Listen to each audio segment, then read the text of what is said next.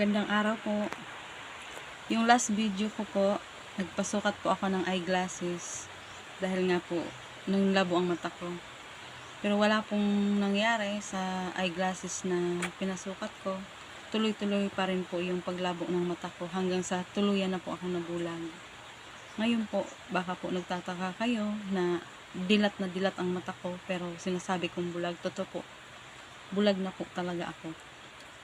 May kaunting liwanag pa at may anino pa rin akong nakikita, kaya umaasa pa rin akong makakakita pa ako. Ngayon po, nagpa-doktor na po ako hanggang sa na kami sa neurologist.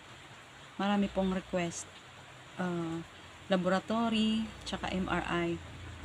Yung laboratory nagawa naman namin dahil nga nakakuha rin kami ng konting pera galing DSWD.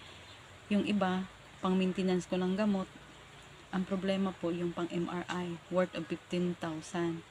Wala po akong panggastos po doon. Sana po may makatulong kahit ano lang po, piso-piso lang po. Piso challenge, dugtong para sa liwanag ng mata ko. Sana po marami pong makakita nitong video ko, lalo na po sa mga vlogger na may konting sobra, kahit pa piso-piso lang po, okay lang po, basta lang po pa-MRI po ako para malaman ko po kung ano po talaga ang dahilan ng pagkabulag ko. Umaasa pa rin po ako na makakita ako para maging normal naman po ang aking pamumuhay. Pasensya na po, ganito po ang naisipan kong gawin para baka ano naman po ako. Sa gusto pong makatulong kahit piso-piso po, pwede po kayong mag-message sa akin o kaya mag-comment po kayo. O paki-share nyo po yung video para marami po ang makakita. Okay lang po kahit hindi nyo ako i-follow, basta share videos na lang po. Tsaka paki-comment lang po kung sakali. Sana po matulungan niyo po ako kahit piso challenge lang po, dugtong para sa mata ko.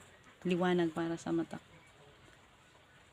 Kung ano po, may Facebook account po ako, pwede niyo po akong i-message doon. Ang pangalan ko po doon ay Inya. Ang naka-profile po ay Asong Itim. Paki-check nyo na lang po. Sa gusto pong tumulong, kahit piso-piso lang po, okay lang po. Via GCash na lang po. Ilalagay ko na lang po sa comment section, ipapalagay ko sa anak ko kung ano po ang GCash account ko po. Salamat po. Okay.